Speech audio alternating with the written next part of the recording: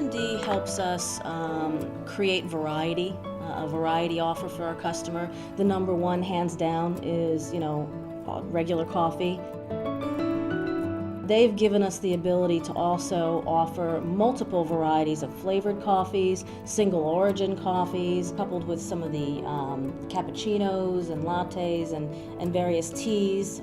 We have a very vast offer.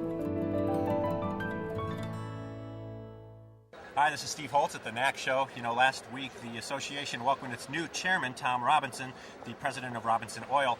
I caught up with him to talk about his focus for his year at the top of NACS. You're kind of known in the industry as a government relations kind of guy. Is that how you'll approach your year as a chairman? I think that once you've ever done GR stuff, you're just sort of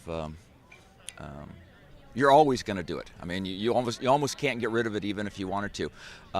And so, yes, I certainly look forward to the government relations stuff. At the same time, I'm very excited with NACS. NACS does so many things. They're involved in whether you're looking at the convention or you're looking into research or you're looking into all the different things that NACS does. And quite frankly, I'm very interested in having involvement in some of those other aspects that NACS does and NACS does well. Okay. Any in particular?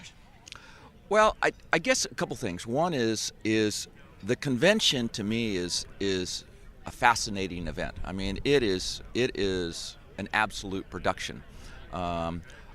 I promise not to get involved with it and screw it up whatsoever. but as far as being able to see it and observe it and understand it, I think just as a business person, it's interesting to try to understand how well it is put together. So that's one. I think that NACS is doing some wonderful stuff as far as research and information to the industry, and participating. I look forward to participating in that also.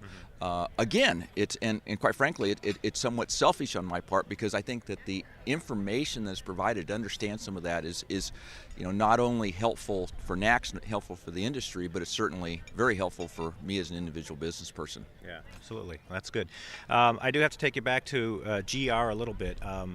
2010, 2011 was a really interesting year for NACS Right. in that position. You've got some really strong momentum with what happened with the Durbin Amendment. How do you keep that going?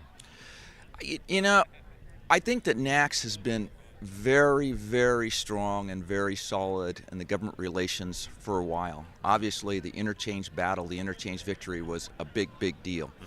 I kind of look at the GR, it falls into maybe three categories. One is what I would call the legislative stuff, and that is the interchange battle. And dealing with those kinds of things are ongoing. The second piece is in many respects, especially being a Californian, I think the regulatory piece, the impact of the industry, is sometimes even more important than the legislative piece. And NACS is very involved in whether you're dealing with menu labeling, whether you're dealing with FDA and tobacco, all of those things, whether you're dealing with EPA, with fuels, any of those things, you're dealing with regulatory agencies now. The last piece that NACS does, and hasn't done as much of it, but is, I think, a very important part, is getting involved with some of these national associations of state legislators, maybe their attorney generals or whatever.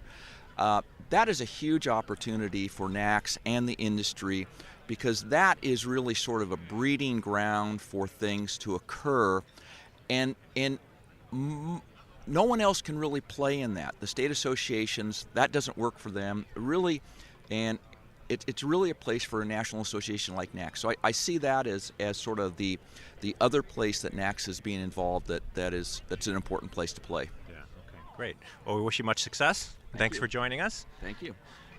Reporting for CSP TV, I'm Steve Holtz.